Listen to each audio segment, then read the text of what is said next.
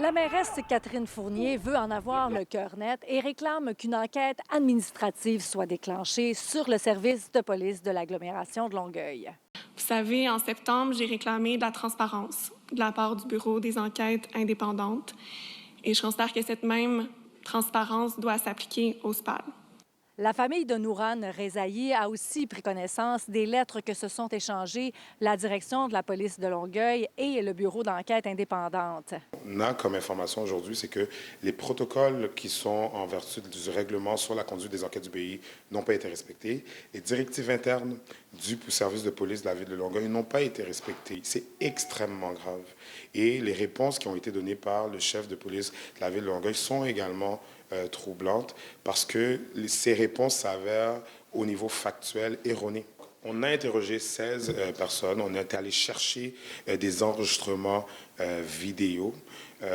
Puis bon, le chef de la police du service de Longueuil parle du fait que tout s'est passé de manière dynamique.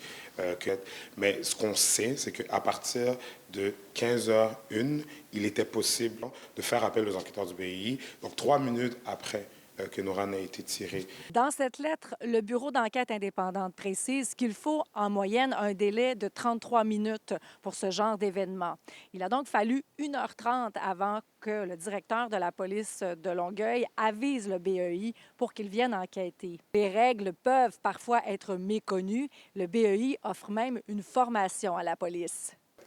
C'est une obligation légale qu'ils ont. Ça fait partie de la formation des policiers. Ça fait partie des directives du service de police de la ville de Longueuil. Aujourd'hui, j'aimerais pas qu'on se retrouve à plaider l'ignorance parce que c'est faux. C'est pas de l'inadvertance.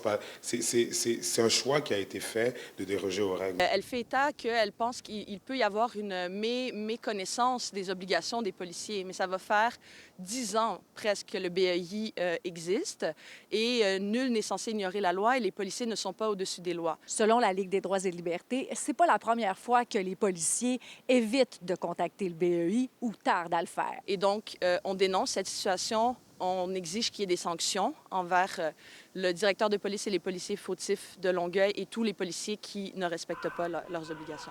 Sur son compte X, le ministre de la Sécurité publique, Yann Lafrenière, dit avoir pris connaissance de la demande de la mairesse et analysé le tout pour la suite des choses. À Montréal, Véronique Dubé pour Nouveau Info.